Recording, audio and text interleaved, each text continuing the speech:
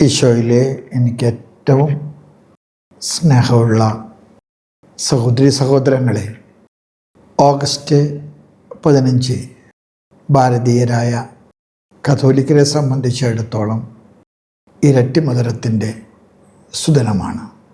India British ആധിപത്യത്തിൽ നിന്ന് ശാന്തിയിലും സമാധാനത്തിലും സമരം ചെയ്ത് സ്വാതന്ത്ര്യം നേടിയിട്ട് 79 വർഷങ്ങൾ പൂർത്തിയാകുകയാണ്. നമുക്ക് അഭിമാനിക്കാം. നമ്മുടെ രാജ്യം സഹിഷ്ണുതയിലും സമാധാനത്തിലും ഒരു സ്വതന്ത്ര ജനാധിപത്യ റിപ്പബ്ലിക്കായിട്ട് മുന്നോട്ട് പോവുകയാണ്. 1.48 ദശലക്ഷം ജനങ്ങൾ നമ്മുടെ നാട്ടിലുണ്ട്. ലോകത്തിലെ ഏറ്റവും വലിയ മതങ്ങളിലെ പലതിൻ്റെയും ഉത്ഭവസ്ഥാനമാണ് നമ്മുടെ പ്രിയപ്പെട്ട നാട്. തോമാസ് ലീഹ AD 52 കൊടുങ്ങല്ലൂർ വന്നു എന്നാണ് ചരിത്രത്തിൽ നമ്മൾ പഠിക്കുന്നത്. ക്രിസ്തുമതം ആരംഭിച്ച് അധികം കഴിയുന്നതിന് മുൻപ് ക്രിസ്തുവിൻ്റെ തന്നെ പ്രിയപ്പെട്ട ശിഷ്യൻ തോമാസ് ലീഹ നമുക്ക് ക്രിസ്തു വിശ്വാസത്തിൻ്റെ ദീപശിഖ കൈമാറി. നമ്മൾ ജനസംഖ്യയിലെ ഒരു ന്യൂനപക്ഷമാണ്.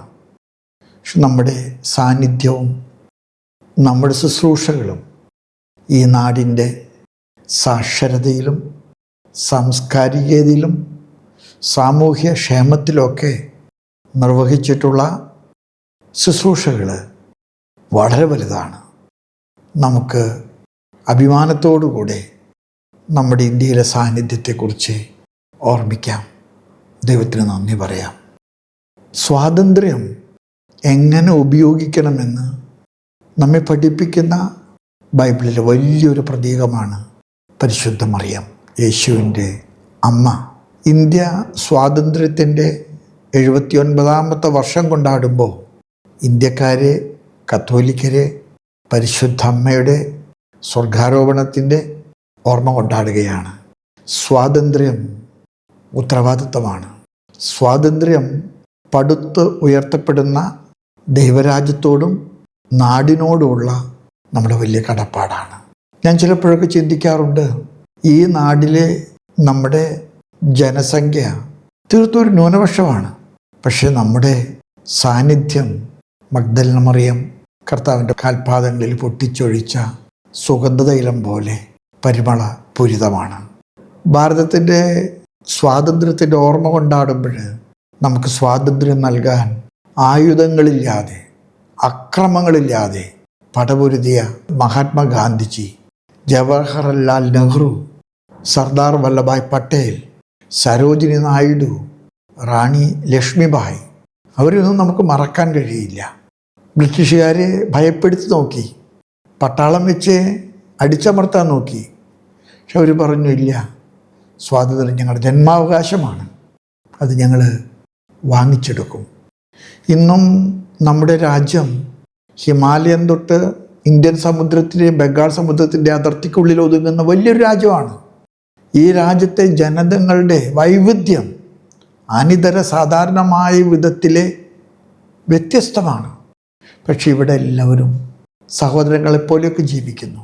മതത്തിൻ്റെ പേരിലുള്ള തീവ്രവാദപരമായിട്ട് ചില നിലപാടുകൾ അടുത്ത കാലത്തായിട്ട് കാണുന്നുണ്ടാകാം. പക്ഷെ എങ്കിൽ പോലും പൊതുവെ ഇന്ത്യ മതസൗഹാർദ്ദത്തിൻ്റെ വലിയൊരു നാടാണ്. നമ്മുടെ നാടിനെ പടുത്തുയർത്തുന്നതിലെ ഒരു ന്യൂനപക്ഷമായ നമുക്ക് ധാരാളം സംഭാവനകൾ ചെയ്യാൻ കഴിഞ്ഞു. മദർ തെരേസ നോബൽ സമ്മാനം ഏറ്റുവാങ്ങിയ ശേഷം പത്രക്കാരോട് പറഞ്ഞൊരു കാര്യമുണ്ട്, ഇത് എനിക്ക് വ്യക്തിപരമായി കിട്ടിയ ഒരു സമ്മാനമല്ല, ഇന്ത്യക്ക് ദൈവം നൽകിയ ഒരു അനുഗ്രഹമാണ്. ഞാൻ ചെയ്ത ശുശ്രൂഷകളെല്ലാം തന്നെ ഇവിടുത്തെ പാവങ്ങൾക്ക് വേണ്ടിയിട്ടാണ്. മദർ തെരേസ ഈ നാട്ടിൽ ജനിച്ചവളല്ല, പക്ഷെ ഈ നാടിനെ സ്വന്തമായി കരുതി ജീവിച്ചവളാണ്. അതുകൊണ്ട് തന്നെ ഇന്ത്യയുടെ മണ്ണിൻ്റെ മണവും അതിൻ്റെ സംസ്കാരത്തിൻ്റെ സുഗന്ധവും ഒക്കെ മദറിൻ്റെ ജീവിതത്തിലുണ്ട്. നമുക്ക് മാതൃകയാണത്.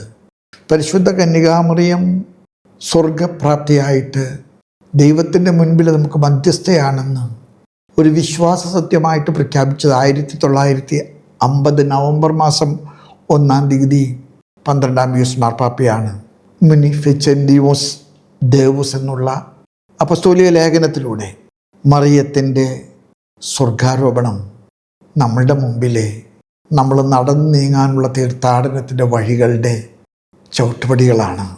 മറിയത്തിൻ്റെ സ്വാതന്ത്ര്യം ദൈവത്തിൻ്റെ ഇഷ്ടത്തിന് മുൻപിൽ കീഴടങ്ങിയതാണ്. ഈശോയുടെ ജനനത്തിന് മറിയത്തിൻ്റെ സഹായം ഗബ്രിയേൽ മാലാഖ ആവശ്യപ്പെട്ടപ്പോൾ മറിയം കീഴടങ്ങി. കുരിശിൻ്റെ താഴെ അവൾ നിന്നിട്ട് ഈശോയുടെ മരണത്തിന് സാക്ഷ്യം വഹിച്ചു. ഈശോയുടെ അവസാനത്തെ മൊഴികളിലെ നമുക്ക് നൽകിയ ഏറ്റവും വലിയ ഒരു സമ്മാനമാണ് കുരിശിൻ്റെ താഴെ നിൽക്കുന്ന അമ്മയെ നോക്കിയിട്ട് പറഞ്ഞു, ഇതാ അമ്മേ നിൻ്റെ മകൻ. യോഹന്നാനെ നോക്കിയിട്ട് പറഞ്ഞു, ഇതാ നിൻ്റെ അമ്മ. അത് യോഹന്നാനും അമ്മയും തമ്മിലുള്ള വ്യക്തിബന്ധത്തിൻ്റെ ഒരടയാളമല്ല. എല്ലാ ക്രൈസ്തവർക്കും അമ്മയാണ് മറിയം. നാം അമ്മയുടെ മക്കളാണ്. ഞാൻ ചിലപ്പോഴൊക്കെ നമ്മുടെ സിറോ മലബാർ സഭയെക്കുറിച്ച് ചിന്തിക്കാറുണ്ട്. നമ്മുടെ ആളുകൾക്ക് വിശ്വാസം സൂക്ഷിക്കുന്ന നിധി നിക്ഷേപമാണ് ജപമാല. ജപമാലയിലെ എന്തുമാത്രം വിശ്വാസത്തോടു കൂടിയാണ് നമ്മുടെ കുടുംബങ്ങൾ സായം സന്ധ്യകൾ ഒന്നിച്ചു കൂടുന്നത്. നമ്മൾ വിശ്വാസം പഠിപ്പിച്ചത് നമസ്കാരത്തിലൂടെയാണ്. സ്നേഹമുള്ളവരെ, പരിശുദ്ധ മറിയത്തിൻ്റെ സ്വർഗാരോപണ തിരുനാൾ, ഈ രാഷ്ട്രത്തിൻ്റെ സ്വാതന്ത്ര്യദിനാഘോഷം, ഇത് രണ്ടും പരസ്പര പൂരകങ്ങളായിട്ട് കൊണ്ടാടാൻ നമുക്ക് കഴിയട്ടെ. സ്വാതന്ത്ര്യം ഉത്തരവാദിത്വമാണ്.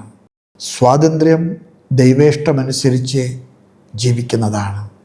ഖനായിലെ കല്യാണ വിരുന്നിൽ മറിയം പറഞ്ഞൊരു കാര്യമുണ്ട്. നിങ്ങളുടെ കണ്ണുനീര് എനിക്ക് മനസ്സിലായി, ഞാനൊന്നും പറയുന്നില്ല, അവൻ നിങ്ങളോട് പറയുന്നത് പോലെ നിങ്ങൾ കേൾക്കുക.